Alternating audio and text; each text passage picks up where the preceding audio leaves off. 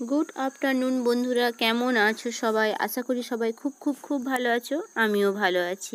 আর দেখতে পাচ্ছ বিকেলবেলা সকাল থেকে জমানো কিছু চায়ের কাপ থেকে বাসনপত্র সব জমা ছিল, সেটাই আমি ধুইতে চলে এসেছি। আর গত দুদিন আমি লং ভিডিও দিতে পারি না, তার কারণ বেড়াতে গিয়েছিলাম 25শে ডিসেম্বর একটা ছোট্ট ট্যুরে গিয়েছিলাম। তো সেই ট্যুরটা কিভাবে কাটালাম সেটাই তোমাদের সঙ্গে শেয়ার করব, আর তারই কিছু ভিডিও আমি দেবো।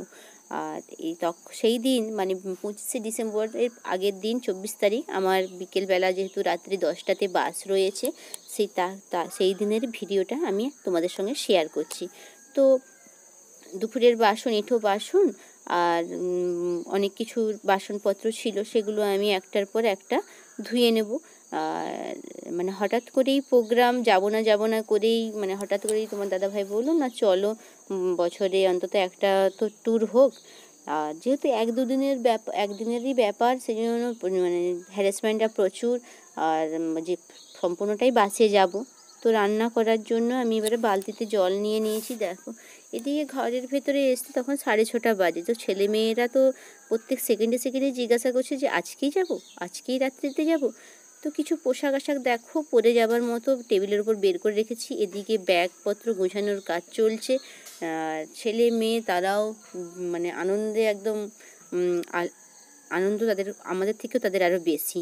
তো কিছু প্লাস্টিকের মধ্যে মুড়ে নিয়েছি, একটি ঝাড়ন নিয়েছি বসবার জন্য। আর তোমার দাদাভাই বেশিরভাগ ব্যাগটা গোছাচ্ছে, কারণ আমার তো সন্ধ্যাবেলা আবার রান্না করবো, যেহেতু 10টার সময় বাস, সেহেতু বাড়ির থেকে খাবার দাবার খেয়েই বেরোবো। তো একটার পর একটা ছোট্ট জলের গ্লাস নিতে হয়েছে, যেহেতু মেয়ে রয়েছে, সঙ্গে ওষুধের বাক্স যেগুলো দরকার। আর একদিনের বলে যেন বেশি ঝামেলা। তো সঙ্গে পোশাক আশাক সব রেডি করা রয়েছে।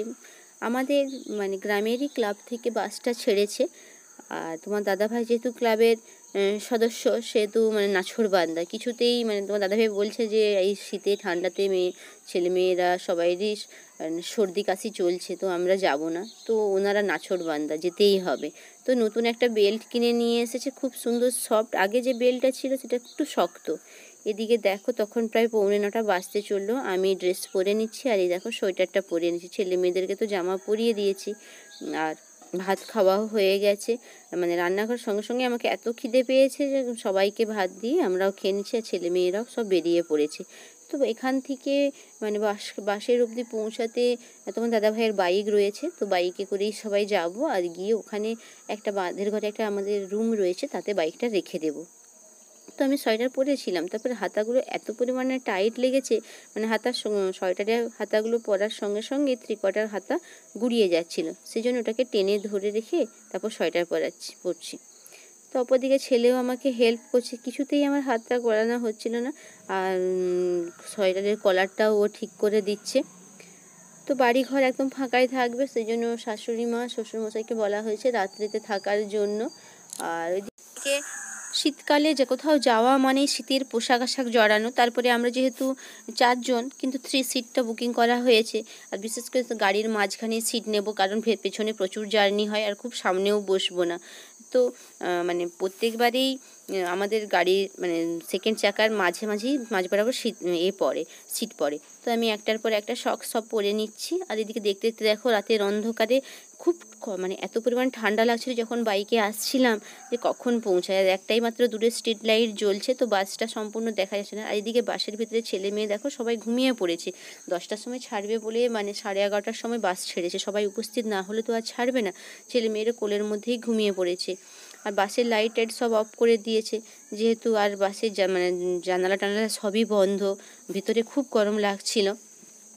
তো অপর দিকে পৌঁছাতে প্রায় বলেছিল 4:30টার মধ্যে আমরা পৌঁছে যাব। আর যাচ্ছি আমরা দেবকুণ্ডু। তো তার সঙ্গে পঞ্চলিঙ্গের মন্দির দেখাবে, তারপরে অনেক কিছুই দর্শন করব। তো আমিও বাসের মধ্যে তখন অবধি জেগে রয়েছি। তো একদম ভোর আরও আগে আমরা পৌঁছে গেছে, তখন ট্যুরিস্ট বাস বাকি 2-3টে ওখানে রয়েছে। তো আমাদের এইটাই আমার রাজনন্দিনী, এই বাসটাতেই আমরা গিয়েছি। আর তখন বাস থেকে নেমেই দেখছি দূরে একদম বিশাল আকার পাহাড়। তো দেখে মনটা একদম ভরে গেল, যে কখন পাহাড়ের কাছে গিয়ে পৌঁছাবো, বা দেবকুণ্ডটা কীরকম দেখতে, একটা আনন্দ আগ্রহ। তো এখানেও আগেও টুরিস্ট পর্যটকরা এসেছে, তো এখানে নোংরা রয়েছে। আর সবাই আমরা ব্রাশ নিয়ে বাইরে বেরিয়ে পড়েছি। ব্রাশ করতে করতে মানে সামনেই জল রয়েছে, সেই জলে মুখ ধোবো। আমাদের খাওয়ার জল অবশ্যই কেনা জল কিনে নিয়েছি। তো আজকে সারা দিনটা এখানে থাকবো, আর দিয়ে আবার রাত্রিতে আবার ফিরবো। তো বাসে তেমন কিছু অসুবিধাই হয় না। মানে বাসে ওঠার আগে সবাই বমির ট্যাবলেট খেয়ে নিয়েছিলাম, অনেকটাই সুস্থ রয়েছি। তো বন্ধুরা, মানে ট্যুরের নেক্সট ভিডিও নিয়ে আমি খুব শিগগিরই আসবো। তো এই ভিডিওটা কেমন লাগছে অবশ্যই লাইক শেয়ার কমেন্ট করে জানাও। আমার নতুন বন্ধু হওয়ার জন্য চ্যানেলটি সাবস্ক্রাইব করার অনুরোধ রইল। টাটা।